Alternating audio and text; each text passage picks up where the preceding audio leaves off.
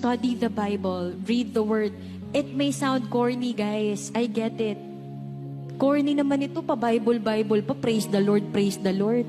I'm sure you hear that from your friends who aren't Christians.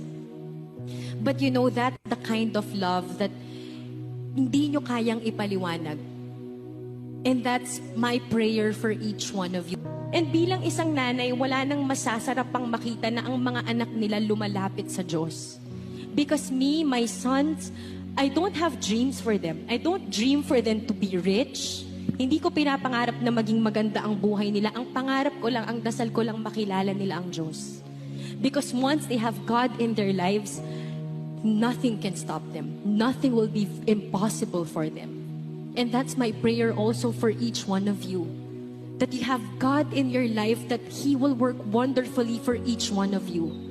Ano man ang pinagdaanan nyo sa nakaraan, that's all in the past, but God can save you now. He needs you to come to Him. He can't work in our lives if we're not one with Him. Hindi natin siya maririnig. Hindi natin malalaman kung ano yung gusto niyang gawin sa atin, how He will try to comfort us. So that's my advice to you. Give your whole self to the Lord. Walang bata.